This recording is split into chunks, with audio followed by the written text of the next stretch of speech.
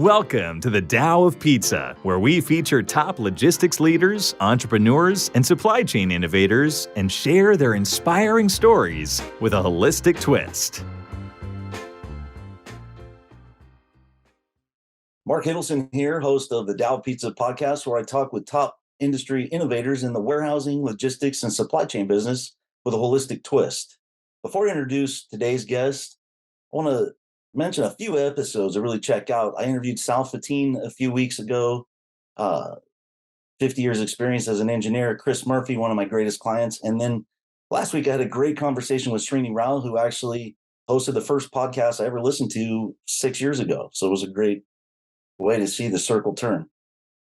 Today, I have with me Dr. Jeremy Weiss here from Rise 25, who's done thousands of interviews with successful entrepreneurs and CEOs. And we flipped the script today, and he's going to be interviewing me. Jeremy, welcome on. Mark, I'm excited. I'm always excited because we're going to be talking about the integral effort and what that means and kind of how that falls into the other episodes. And you always kind of bring it back to how can someone take action on this personally and professionally. So we're going to dig deep on what the integral effort means. And we're going to talk about the archetypes too. Before we get to that, this episode is brought to you by Specialized Storage Solutions. And Mark, people who may know you, may not know you, they know you've been in logistics and storage industry for several decades, and you have and provide industry-leading warehouse storage solutions nationwide. So I always tell people, listen, if you have a warehouse, you should call Mark. I don't care what it's about. If it's about racks, shelving, carts, conveyors, I need a redesign, I need installations, I need inspections, I need advice on permitting. It doesn't matter. Just call Mark. If he doesn't know the answer, he knows someone who knows the answer. So, you take a holistic approach to business and life in general and on the supply chain, which is kind of fits perfectly with the manufacturing industry. So to learn more, you can go specialracks.com. You can give him a call, 707-732-3892. He even said for podcast listeners, here is his email address. If you have questions, his personal email, markhiddleson@aol.com. So Mark, maybe you'll orient us on the archetypes. We're going to start off with the integral effort. Yeah, I'm excited. Thank you for that introduction, Jeremy. I think we're on the fifth of a series that we're doing, which is the integral path, what I call integral path, which is, your worldview, what you create, what's possible in your life with your worldview, just to make it real simple. Your mission and vision, which is what are you going to do with your life, what's important to you and deciding what's important. And it's integral because, your worldview, your mission and vision, it's included with your worldview. So this path is kind of like concentric circles, almost like the Russian, I think they're called Petrushka dolls, where, your worldview is the container for your mission and vision. And then we went into the third part of it, which is your speech, is because really to be effective, you say what you're going to do and do what you say you're going to do. And that's kind of how you make things happen. And then at the end of speech is really that actions speak louder than words. So part of your speech is your action. And then that was the fourth part. And so we've been talking about all these through the lens of different archetypes. Today is the saboteur. And we're going to talk about, and then economics was the fifth. So this is actually the sixth one. So this is the sixth part of a series. Integral economics, we look through the lens of the child archetype. And, the child is able to embrace curiosity and energy to create values for other people. We talked a little bit about don't trade a dime for money. And then all of these archetypes are a way to give you more self-awareness, more access, because we all share. And saboteur is one that kind of all people share. Different people identify with different archetypes. There's hundreds of them. And every time we do one of these, I'm always surprised because I chose the archetypes. I used a scientific process. I've shared this with you before, and it is kind of a joke, but that's how science works, is you create random things and see what will happen if you just do it randomly. So I drew the archetypes out of the hat, But every time I go to do one, it's like, wow, it's really interesting. Today is the integral effort, which is uh, how much you effort and you put into things. And one of the things about effort and the saboteur, which is one of the archetypes we all share, it reminds me of New Year's resolutioners. And I have a funny story. Like every year, I used to be a member of a gym. A few years ago, I started training in my office. It's a long story, but whenever I was at the gym, it was always, I come back from a vacation like 2 weeks from somewhere because the last week of the year we always take off. I'm 10 pounds overweight. I've got a game plan of how to take off the vacation pounds, and I go to park at the gym, and there's like nowhere to park. I'm like, wait a minute, I was here before Christmas, man. The place was empty, and I'm like, oh, it's the New Year's resolutioners, and you just had to kind of be patient that, probably by the end of January, definitely by mid-February, back to, premium parking and parking in the front row. So that saboteur, it reminds me of an effort. A lot of people, they put a ton of effort, and they're working out 3 times a day, 5 days in a row. So like, I got 25 workouts this week, and it's really it's over exertion, it's over effort. I mean, you see this in like burnout is a huge thing, especially now since everything's connected to everything. It's really easy to sabotage your effort by trying to do too much in too little time. So it's I just think the saboteur is a great one to talk about integral effort as we get into it. There's you also, I know you've done a lot of coaching, and what do you see the differences in the average person and people who are superstars? It could be work, it could be sports. Yeah. So I had I've always thought that, putting in a little effort where other people aren't is, as a young athlete, I was always trying to get a little more reps in the batting cage, a little more reps. And it's actually, the saboteur, as young as an amateur athlete, I thought I was going pro. I actually injured myself from uh, overtraining and trying to get so much done, thinking, I'm 18 years old, I want to go pro, I need to do all this. And I didn't have great coaches around me to to give me the right amount of effort. And so I was a little out of whack, and the sabotage came in form of an injury, which is common. I mean, I think the same thing goes for the New Year's resolutioners. I mean, you go in the gym, you haven't trained in 6 months or 6 years, and you go in there, it's easy to get hurt. And I had a mentor, one of my bosses, that told me that the difference between the average guy and the superstar is like an extra 30 minutes a day. So for me, that's like integral effort. Is that, yeah, hard work is one of my values, and I value hard work, but it's not overdoing it, and it's doing it incrementally in in small bits. And in an extra 30 minutes a day, it doesn't sound like much, but if you look at what you can get accomplished in 30 days, 30 minutes, it could be anything. It could be cold calling, it could be meditation, it could be look at that pie shape of your life. Is it your family that needs attention? Is it your spiritual, something you're going to take extra time and invest in developing you? It makes a big difference. If you don't doesn't you don't people always I think this is, I don't know if it's a Tony Robbins quote, but I heard him say it, is people always uh completely overestimate what they can accomplish in a year, right? You look at, and I do a 3-3-3-1 every year, where I look at the three things that happened that were epic, that make life stoked, the three things that I really made mistakes that I got to learn from, and then the three things that are going to make next year awesome year. And then one thing that I have to surrender, and in those three things, it's always like you always think you can get more accomplished in a year, but the flip side of that is that you totally underestimate what you can accomplish over 5 or 10 years.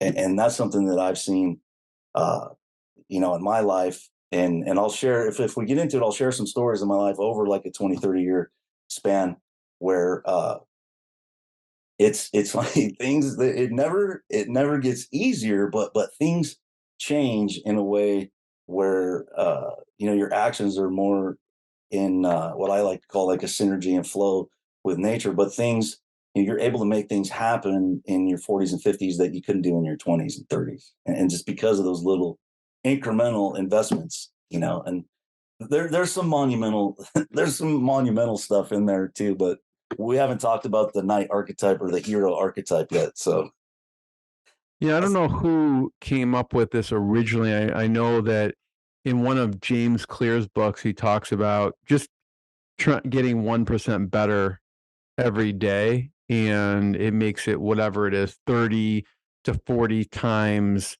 better in general. And it's that constant improvement, right? That those adds up over a long period of time, just doing a little bit more. yeah. Yeah, it's funny. I took a class 20 years ago it was like a meditation basic practice. I actually have it on the Tao of Pizza website.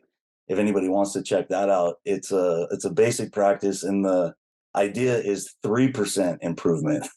that's 3 times Jane Clear. But when I was taking the class, I'm like 3%. I'm sitting there, it's like, I'm not looking at anything less than like 8.5%, but it's like, it's true. But the small, and those, and then the thing with the saboteur, I mean, I sabotaged myself with the baseball thing, and I want to try to be honest, tell a few on myself. But the thing with the saboteur is that the way you silence, that voice in your head that says you can't do it. I mean, that's the other thing about effort, or the saboteur. I wanted on the worldviews. If you look at the worldview, if your saboteur is in your worldview, it's like, if you think you can, you can. If you think you can't, you can't. Like, whether you think you can or you think you can't, you're right. Like, you've heard that before, right? And self-fulfilling prophecy is such a true thing about human nature. It's probably why, the law of attraction things are so effective, or they work, is because, and then so with the way to overcome, the way to silence that voice is little acts of courage, that you overcome the fear of inviting change, into your life. It's most people, there's a saying that most people want to have it all, but most people don't want to be it all. Right. So one exact, like in starting this podcast, I thought, man, I wanted to do it, but my biggest fear was the change, because I have really good control over my schedule. And I looked at the time, and I'm like, man, the investment of time, I know there's an ROI on this. But there were voices in the back of my head, well, are you going to be good at it? What if it's a mistake? What if people look at it, they're going to make fun of you? And I was like, man, people are making fun of me already all the time. Anyways, and when I looked at it through all the other values I have, right, like not trading time for money and creating rather than consuming, in adding value to a community, when I thought about it, it's like, yeah, it's going to be more work. I'm going to have to be more flexible, adaptable with my schedule, but the payoff is, I don't know how long it's been. It's been 4 to 6 months. It hasn't been that long. We launched everything in about 60 to 90 days, but it's amazing. And I love doing it. I'm energized by it, but I had to be willing to invite that change. And for me, my time is it's the most precious thing we have, right? You're not getting any more of it. And so that was one, I kind of silenced that voice by taking little actions, right? We did a sketch. We did, okay, if you were going to interview people, who's the 30 people you'd want to be? And so it was a great process. And then it was just like a small little acts of courage. I asked a few people I trusted, hey, do you think this is a good idea? And that took some courage too, right? But they were little chunks. And now a guy who didn't listen to podcasts 6 years ago is hosting a podcast. So, and It is those little chunks, and I think what James Clear was referring to. I know they talk about like Kaizen based approach, which is like just constant improvement. But those things do creep in, like you said, the self-talk of like, well, what if I'm just wasting my time? I put all this effort and I don't get anything out of it. And so you're talking about silencing those negative self-talk, that inner self-talk, essentially. Yeah. And there's the self-talk, I was thinking about this in a different context, but same thing early in my master's degree in holistic health education. It was a lot of people sharing their experience. And one of the things I laughed is people would say, they'd share a story, they made a mistake, and they'd say, man, I did this and that, but I'm not going to beat myself up about it. And I knew, like, I was looking around, I was like, that's one of the things you're supposed to say is I'm not going to beat myself up. And I'm thinking to myself, man, I'm in my late 20s. I was like, I would kick my own ass if I did that. What do you mean you're not beating yourself up? But it is a process, and that the inner voice is something, I've been in sales for a long time, and you face a lot of rejection. And so, it's important that if you're going to be healthy, and have a successful sales career, to find ways to increase your capacity for rejection and enhance your inner voice. So there was I'm pretty sure, this, I know a lot of the quotes, I don't know where they came from, but I'm pretty sure it's How to Win Friends and Influence People. Dale Carnegie was, be generous in your approbation and lavish in your praise. And I added to of yourself for this archetype in effort is like, look at the little wins. Look at, that the little negative voice, it's a survival mechanism. And that's the saboteur. I mean, the reason we have it is if we didn't have it, we'd all be doing, crazy stuff that we shouldn't be. But that saboteur, it is the good little voice that keeps you from the edge. And so that's in all of these, one of the reasons it's integral is that we're, by the end of this, I kind of want to have some suggestions how to integrate the shadow side of the saboteur. And these are some of the ways. I mean, by taking small little acts of courage, add up over a long time, and then being generous in your approbation and lavish in your praise. Those are like 1920s words. That's another reason I like. No one says approbation anymore, but this is the don't beat yourself up story, because I remember when I heard that, I couldn't believe that people weren't beating themselves up. It was I had to invite change because I thought that's what successful people do, but it's not true. It's not true.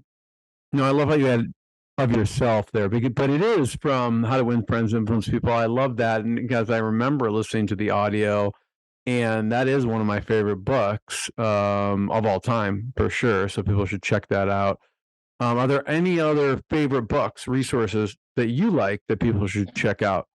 So I mentioned Srini Rao in the beginning, and I just interviewed him, and I was really stoked because his book, Unmistakable: Why Only is Better Than Best, was a Wall Street Journal bestseller. It was really fast read for me. What he did is he took the concept of surfing. He ripped the idea off from me, right? Because I already had this idea that you should write a book about surfing as a metaphor for how to do life, because surfing is like super hard. I mean, you can't even, like, you got to be really, really good. We were talking about basketball earlier and playing basketball, but to surf, you have to have a certain level of fitness, be able to swim, be able to survive in the ocean when you get mauled with the wave, like just to get out there.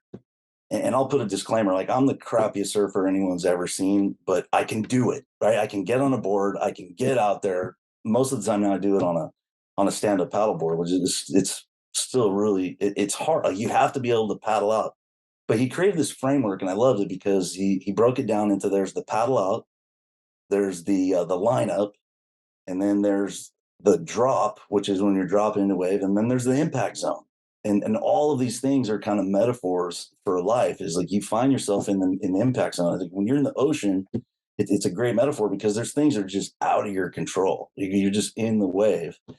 And there's the ride, which is really cool. And like the only reason it's worth getting almost killed, getting eaten by a shark, when you look at all the things, when you go surfing, my wife, I got to limit the stories I tell about my wife because she's gonna kick my ass. But one time I was going surfing, and she had read in the newspaper. I live in Northern California, so Stinson Beach is like an hour away, and it's Bolinas is actually just a little bit north of Slings, has a really super good waves for beginners, but it's also feeding ground for great whites. And she said, man, I read the paper a few months ago, like somebody got attacked by a shark, and they had. And I didn't go surfing that day, but I told her, I go, look, man, if I get eaten by a shark, it's such a small odds, but like you have to go out some way, right? If I go out eaten by a shark, it's like, how else do you want to write the story, man? But it is, it is real, but it's humbling. But I love, and when I interviewed Srini, I like to do this. This is another thing. I try to memorize, like I memorize those chapters. I'm like the paddle out, because I try to tell myself, well, the paddle out for me was, my college years and going to school and working full time was like a paddle out to get to where I wanted to be, to get the job I wanted, and eventually start the company I wanted. The paddle out. And then even day to day, like I think of things that I'm not very good at. Like I'm paddling out on the podcast. I'm still new. And it would actually, one of the exercise I do is I try to memorize them all. And then if I can't think of one, I talked to you about this with the four agreements. One time I try to think of what the four agreements are. And if I can't think of one, then I know that one's probably the one I need to pay attention to. And with Srini, I went through and I just thought of this while I was interviewing him. And I went through and I was like, yeah, there's a paddle out, there's the lineup, there's the drop, the impact zone, and the ride. And I was like, well, what else is there? Was that it? And so I grabbed the book and I looked, and the last part is the stoke. It gives me chill thinking about it, because there is a stoke when you started out with something, you were paddle out, you couldn't even get out. Your board was getting tipped over. People were getting mad at you in the lineup. You get beat up because, like surfing, there's the wave goes like this. One of the things I like about Bolinas is like the whole wave is kind of the same. Like a lot of beaches you go to, and like the good part of the wave is only a little bit, and the good surfers know where it is, and they go to find it, but they get pissed because other knuckleheads like me go out. It's like, no, if you don't instinctively know how to look at the ocean and go, this is a good wave, that's not a good wave, you don't belong on the good wave. That's the lineup thing. And so it's funny. It's just a great, but the stoke is once you are the one who goes and gets the good wave, you you minimize the impact zone. There is a stoke. And it was funny because I told Serena, I was like, you know what, this interview it's the stoke for me. Like this is, and I wasn't even thinking about it, but there is that stoke. And I was going to try to hang some of this framework on that just for this episode, just because I think it's such a cool metaphor, and it goes in with integral effort, right? Because it takes a lot of effort to learn to paddle out, and it's kind of the suckiest part, but it's what you spend the most time doing. But then once you spend enough time, then the stoke is a difference. And then that's one of the unique human gifts that we have, and I was hoping to talk more about that. But the stoke, go into those for a second. yeah. So when it comes to integral effort, and I have a saying, and it's one of the names of the chapter, it's a heading of the chapter, but it's and I wrote a poem called "Cultivate the Creative Force of Chill." Okay, and it kind of has to do with this same thing of spending an extra 30 minutes a day. That's the difference between the superheroes. What are some of the things you can do? And I really, from different places in psychology, Stephen Covey, a little bit of Carl Jung. I mean, all the places I've borrowed this information, but there's basically 6 unique gifts we have as humans. As you say, what makes you different that you're a human, or, a dolphin or a dog or anything. They're really close, but there's differences. And one of them, there's 6, and it's self-awareness, right? And dogs might have self-awareness, dolphins, they might, but it's not in the same way. I mean, the best way I've seen this was written in a really old book, but there's the earliest paintings they found of men were men painted like deer or buffalo on a cave. And it's like, never once have you seen a buffalo paint a man on a cave. Like that's a huge difference. And that's like self-awareness and imagination. So those are 2 really uniquely human gifts. I mean, a human can look at the water and surf. I mean, you could teach a dog to surf, but the dog, you never go out there and just go, whoa, dude, we left our dogs here at the dog park and they all just looked at what we were doing and decided to go do it. So that's like the power of choice, and I skip the other thing we have as humans, like a conscience. is that we can weigh, we've got the angel on one shoulder or the devil on the other, and we weigh things out. Animals act basically instinctively. And so there's ways, and choice is the other thing. As human, we have a choice. And the more you develop these skills about what you have human, the easier everything's going to be. So when I say, when you cultivate these values, and the irony is, all of the stuff we've been talking about, the archetypes, it's a self-awareness exercise. The path, your worldview, your vision, like all of these things. And in your vision, you're using your imagination to imagine a better future. With your speech, you're making a conscious choice. Do I say this or do I not say this? And then you say it, and then you go, okay, once I said this, I'm going to do it, because I have this conscience that says I'm a person who does what I say. So all of these skills, well, this is awesome. Like, we've been doing all that 6 episodes.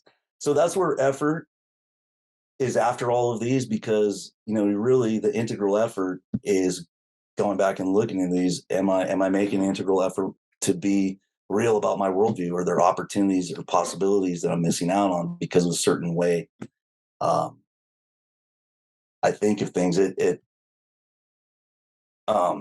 reminds me of a really personal story that I want to share, just because it came up, but it's emotional. My dad, I interviewed my dad a few weeks ago, and after the interview, I let the tape run, because I go, okay, Dad, we're not recording this. We're not going to publish this. I just want to ask you some of these questions. And I asked him about his dad, because his dad had died before I was born. And I'd made up a story about what happened, but I was always afraid to ask my dad, because I didn't want to bring up that pain. And it happened so long ago. And I just assumed that he died when my dad was young and they weren't that close. And as it turned out, they were super close. And my dad goes, no, my dad was my hero. He goes, he coached every Little League game. He was at everything. He was at the, Boy Scouts, and a leader, and taught me so much. And it was a really emotional story, because he died when my dad was in college, and my dad didn't make it to say goodbye. And I had so much compassion for my dad at that time that I never had really even thought about.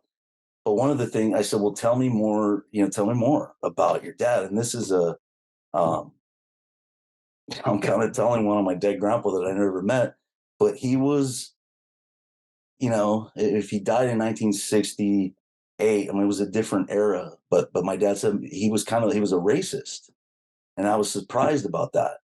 And he said, yeah, he goes, it was not really bad. He goes, like, it was okay for us to have Mexican friends. He goes, and I had a lot of because we all grew up in the Central Valley. It's a lot.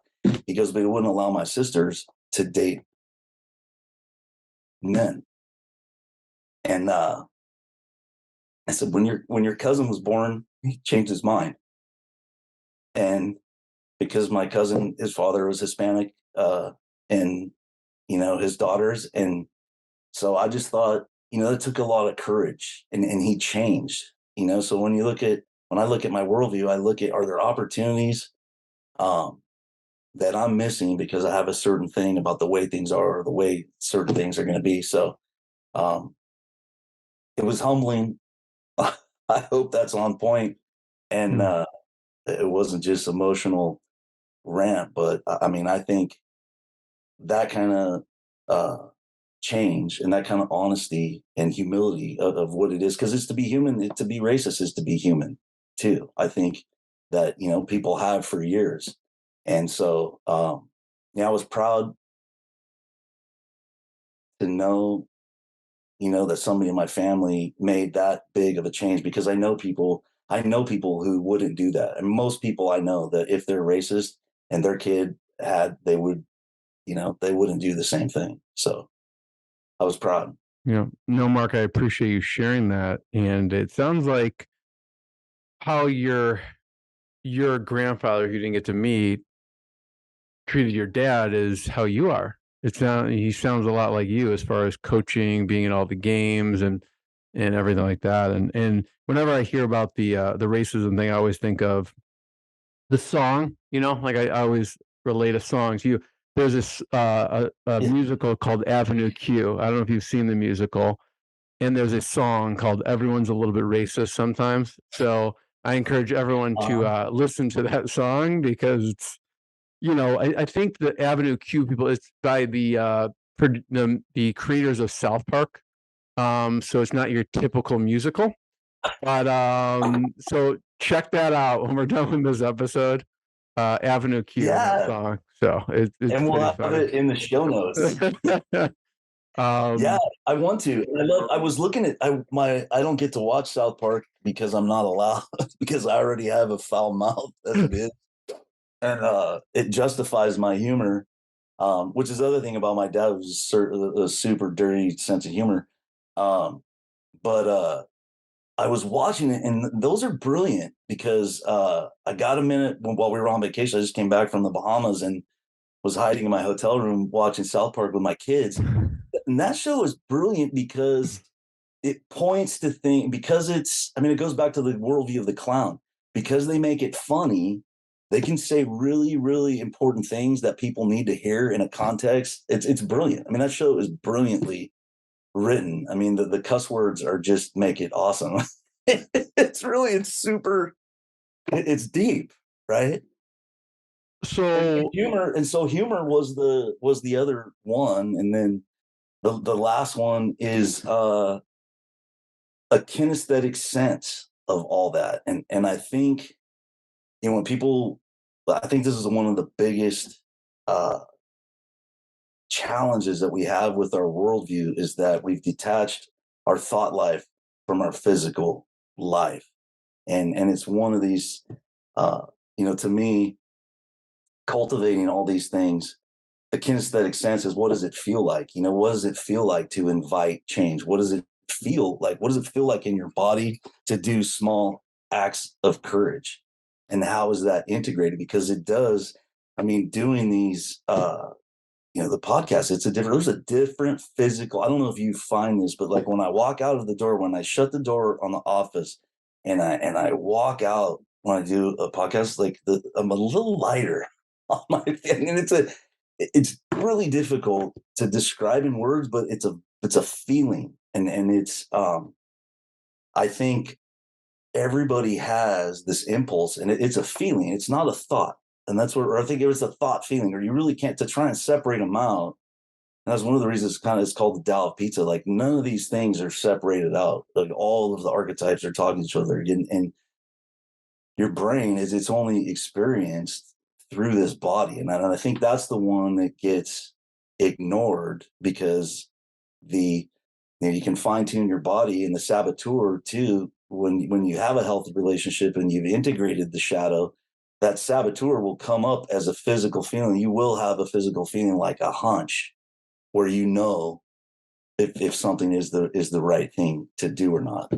And that's what I got it when I coached kids. And it's one of those things too. Once you get it, you want to. It's like in the Don Juan, you want more of that feeling of it's like wholeness, or like I said, lightness on my feet.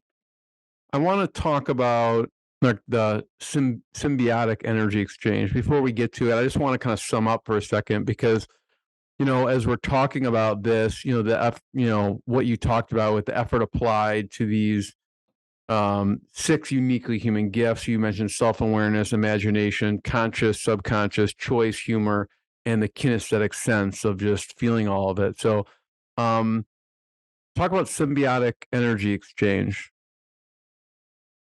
So that's this part of the kinesthetic sense is that, and we all have it. Jung called it. It's like the religious impulse, or I like the spiritual impulse, but religious impulse.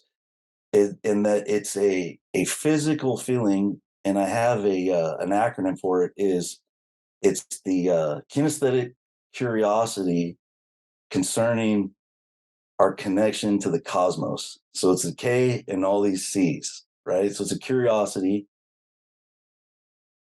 and exploring that curiosity is really how we connect everything to everything. And if you look at nature, we're all, it's like you say everything's connected to everything. It's like, oh, woo woo. It's really not woo woo at all. It's like the way things really are. We're getting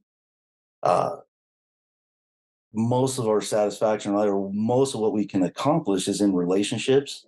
I mean, that's the other, big part of why I'm doing this series is that I think being more aware of archetypes in yourself and being more aware of it in others is that you can have more compassion, and I would, I could have had the choice to hate my grandfather because he was a racist and he didn't let my aunts date Mexican people because I have a lot of Mexican friends, but I don't. And I admire him. I hope that I embody like one of the things I was thinking, no, this is selfish, but I'm like, I hope my grandpa would be proud of me and in the way I've led my life.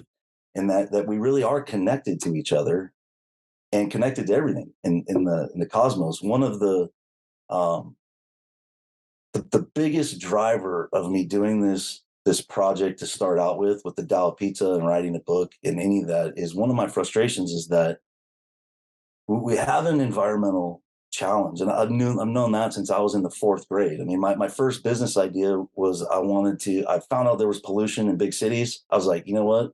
We need to invent a pollution machine that goes on top of a building. It'll eat the pollution and then it'll burn it to make energy. Because we also had an energy problem. That was the early 80s. Carter was the president and we needed energy. So I'm like, oh, it's easy. Take the pollution, burn it, create energy. There's your business idea. And the real, when I started work on this, and I don't know if things have changed, I've sensed that there's a little bit of a shift, but I was really frustrated that if our biggest conversation about making a difference in the environment is global warming, it's super sad that's a big discussion because so many other things are so much more obvious than that. It's like go look at the river and like there's poop in it, right? It's like we need to get it out. And no, you're not gonna have these big national debates like should we get the poop out of the river? Or, it could be um, there's plastics in our water, we're poisoning our water, we're poisoning our air. It's like, and then we're gonna sit and argue like the smartest people in the world of dedicated to, well, is it global warming or isn't? And I was just like, God, is it really that far? Like, who cares one way or the other? You could look at when you're burning stuff and the smoke is going into the air and then it hurts your lungs. Right. Here's back to the kinesthetic feeling. Drink some of that water and then say we don't need to clean it. Right. It's like, and then we dump it in the bay. Well, it's all connected. So it goes back to this symbiotic exchange. So we're at a point where humans, one of the gifts, like animals couldn't figure it out, right? Like they can't go surfing, they can't figure out there's a problem, and we need to change our behavior. And I was just really frustrated. I was like, what are some of the worldviews that allows this debate to happen where you've got 50% of people divided arguing about something that it doesn't make the difference or whatever, like whether it's we're causing global warming or not, you're still better off. Like I set a goal 10 years ago that I want to be able to either ride my bike to work or walk to work.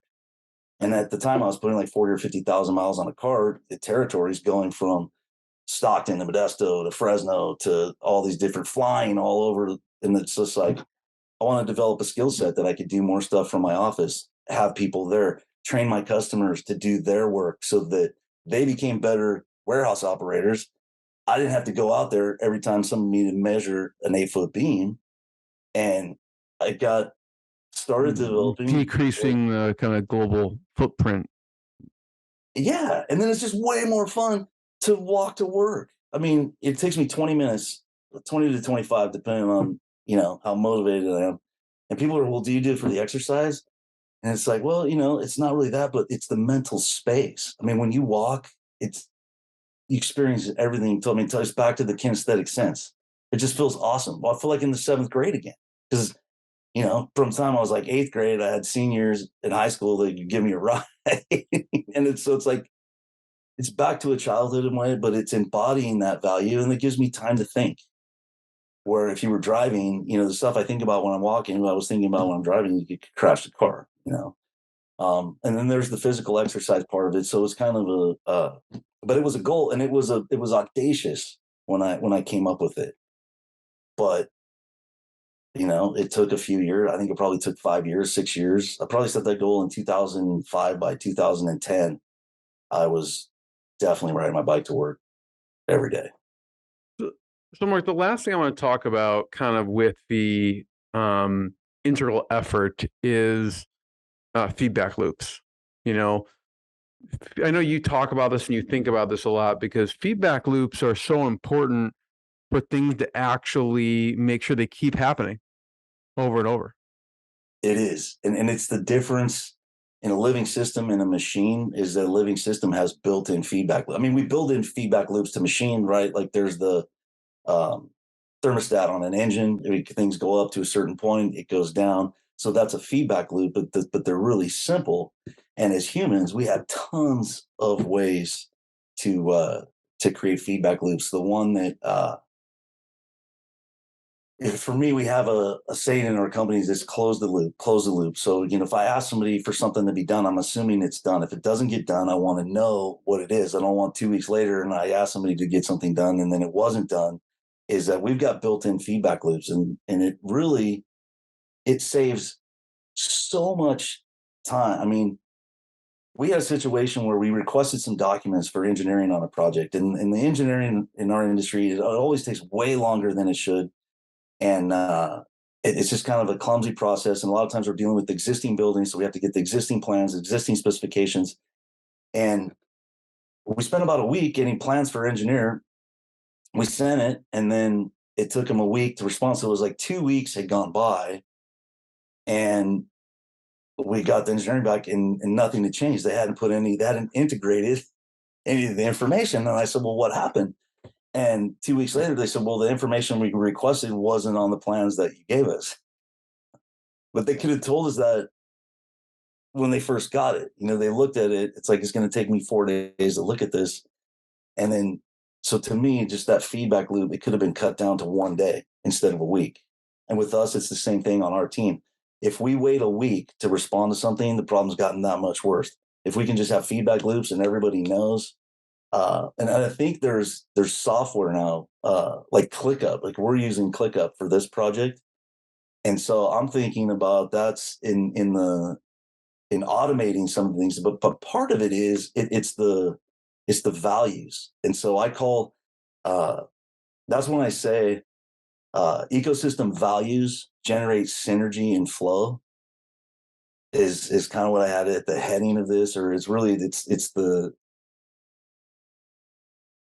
it's the whole point of this chapter, because ecosystems, they generate synergy. I mean, the trees learn to use the squirrels like to get their food in trees, birds like to live there, insects, everybody, and then the leaves are telling the trees if it needs water, if the roots, if it's dry, like everybody. And then even in droughts, like up in California, I didn't realize how unique California is with the droughts we have, but those ecosystems evolve. And it's one of the reasons that the agriculture is so good here is because stuff dries out and dies and burns, and like all this stuff makes the soil like freaking awesome. So it's kind of the same thing in business. Take these opportunities. When somebody asks you to do something, you can't do it, turn yourself in. Because a lot of times the values is people's like, well, you asked me to do it. I wasn't able to do it. So I don't want to say anything, because then you're going to say, well, why the fuck didn't you do it? But it's like, I'm going to say that anyways. But when it's natural and it just happens, the time, like what you can accomplish, and then this whole thing, when everybody's on the same page, that's why it's cultivating the creative force of chill. Is that there was this Taoist author, and this is the last story because I know I'm getting a little bit long-winded, but I bought this. I have a bunch of copies of the Tao Te Ching because there's tons of different translations. I'm kind of fascinated by how people do translations. And this is a good example where I changed my mind on something. There was this beautiful copy. It was pictures, and then it was calligraphy of the words of the Tao Te Ching in a different language, and then it was actual words translated in English. So it was like an image, those which are beautiful. The calligraphy is like beautiful just to look, even if you don't know what it says. It's like more touching than reading the English version. You know what it says. And it was a third. She had edited this for two people who were native in Taoism and had kind of brought it back. So it was just like a beautiful translation because they tried to do it right, and they were redoing the translation. And one of the things they changed is they said we took the gender out of it because there were a lot of words that were, he who does this or he, and I was like, man, I'm like, here's the other, like, this is dumb. Why are they doing that? Well, I kept reading. That's the other thing. Sometimes you need to keep reading to get the original text didn't have those, that is just a function of English language that, you don't say things, you say he, she, or it, you don't substitute, and there's no really way to make it. So they just through all these translations, people would take like a English, I think it's called like syntax or grammar. It's our grammar made it he or she. It never was the writers. It was written like 2,500 years ago. It didn't have gender whatsoever at all because it replies. So it's like, okay, be humble. The world, and I bought that, but I read more about that author because I was fascinated by her story. And she said, translating that book it was the artist who took the pictures and did the calligraphy and then did the translation. She said it transformed her life. Doing that work transformed her life. And what she said about being chill, she goes, I set goals just like everybody else. But then once I said it, she goes, it's not like if I get on the 310 train to Oregon, I don't worry at every single stop if I'm going to get there. She's like, I get on I know I'm going to get there. So that's embodies what I mean by cultivating the creative force of chill. You're executing on the basics. You're doing small incremental steps of courage to silence your saboteur, and just, it's not like things get easier, but things do flow. You're able to accomplish more, create more, and really make a difference, And so I'd like to make a difference in the environment and, or social justice issues like that. And so to me, once we know we got on the train, we don't need to worry at every single stop if we're going to get there. Mark, I want to be the first one to thank you. Thanks for having me. I want to encourage people to check out more episodes of the podcast and check out specialrex.com. So thanks again, Mark. Yeah, thank you, Jeremy. That was always awesome. And great to see you. Thanks for listening to the Tao of Pizza podcast. We'll see you again next time, and be sure to click subscribe to get future episodes.